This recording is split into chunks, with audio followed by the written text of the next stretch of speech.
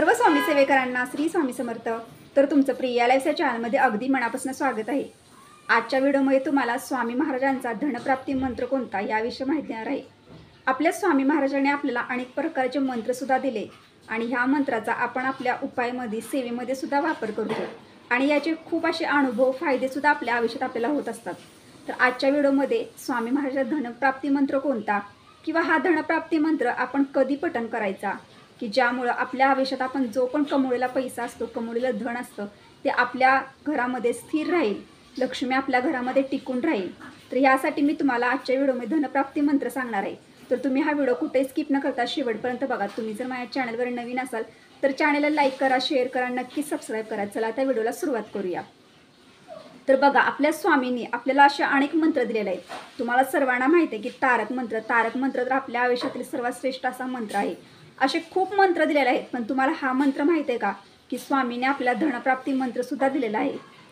तर जेव्हा आपण स्वामी भक्त, आपण जेव्हा कष्ट करून आपल्या घरामध्ये पैसा कमवून आणतो आणि तो पैसा आपल्या घरामध्ये टिकत नाही किंवा आपल्या घरामध्ये जे पण धन आपल्या घरामध्ये येते ते धन सुद्धा स्थिर नसते, म्हणजे आलेलं धन किंवा आलेला पैसा हा लगेच संपून जातो, तर आपल्या घरामध्ये लक्ष्मी सुद्धा स्थिर नसते। तर आजच्या व्हिडिओमध्ये तुम्हाला धनप्राप्ती मंत्र देणार आहे। तर बघा, आपण प्रत्येकजण दररोज कष्ट करत असतो, पैसा कमवत असतो, पण एवढं लक्षात ठेवा की जो पण पैसा तुम्ही कमवत आहात तो तुम्ही कष्ट करून आणि प्रामाणिकपणे कमवलेला पैसा असावा। कारण प्रामाणिकपणे कमवलेल्या पैशातून जेव्हा आपण आपल्या घरी ज्या आपण वस्तू आणतो त्या वस्तू आपल्याला शेवटपर्यंत आपल्या जवळ राहतात आणि जो आपण वाईट मार्गाने पैसा कमवतो तो आपल्या घरी तर येतो पण एका क्षणात तो नाहीसा सुद्धा होतो।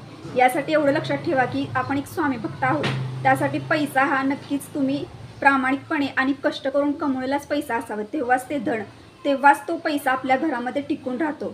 तर धनप्राप्ती मंत्र हा मंत्र आपल्या प्रत्येक स्वामी भक्ताला आपल्या घरामध्ये म्हणायचा आहे। धनप्राप्ती मंत्र हा महिला पुरुष कोणती जरी सेवेकरी असेल, तिला जर इच्छा असेल हा मंत्र आपल्या घरामध्ये पठण करायचा तर ते अगदी मनापासून श्रद्धेने हा मंत्र पठण करू शकते। जर तुम्ही हा सकाळी आणि संध्याकाळी जरी मंत्र पठण केला तर खूप आणि खूप प्रगतिशाली मंत्र आहे। तर तुमची प्रगती नक्कीच होईल आणि तुमच्या घरामध्ये लक्ष्मी निरंतर वास्तव्य करेल। आणि तुम्हाला स्वतः माहिती आहे की जिथं पण आपल्या स्वामी मार्गातल्या सेवा उपाय केले जाते त्या घरामध्ये कशाची सुद्धा कमतरता पडत नाही। त्या घरातील प्रत्येक सदस्याला प्रत्येक कामामध्ये यश येत जाते आणि त्या कुटुंबातील प्रत्येक सदस्याची दिवसेंदिवस प्रगतीच होत जाते।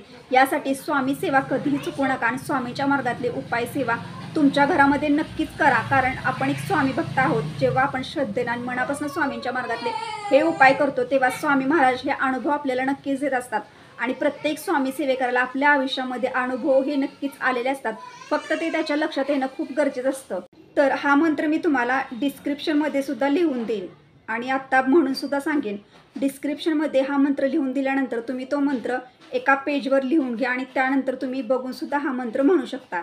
तर मंत्र खूप प्रभावशाली मंत्र आहे आणि जो पण व्यक्ती अगदी मनापासून श्रद्धेने हा मंत्र पठण करतो त्या घरामध्ये धनप्राप्ती ही नक्कीच होते, त्या घरामध्ये कशाची सुद्धा कमतरता राहत नाही। तर मंत्र आहे ओम श्री स्वामी धनलाभाय नमः। मंत्र अजून एकदा सांगते, मंत्र सोपा आहे, ओम श्री स्वामी धनलाभाय नमः। हा मंत्र तुम्हाला सकाळी 21 वेळा आणि संध्याकाळी दिवे लावण्याच्या वेळेला 21 वेळा पठण करायचं आहे, अगदी नित्यनेमानं।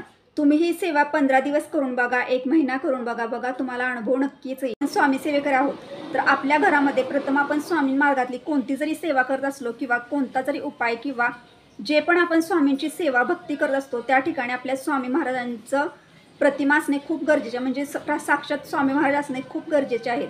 त्यासाठी प्रत्येक स्वामी भक्ताच्या घरामध्ये एक छोटासा स्वामींचा फोटो किंवा एखादी मूर्ती देवघरात असणे खूप खूप गरजेचे आहे। तेव्हाच तुम्ही स्वामी मार्गातल्या सेवा या अगदी मनापासून श्रद्धेने केल्या ह्या स्वामींपर्यंत पोहोचू शकतात। यासाठी प्रथम लक्षात ठेवायचं की आपल्या घरामध्ये स्वामींची मूर्ती आणि स्वामींचा फोटो असणे खूप गरजेचं आहे।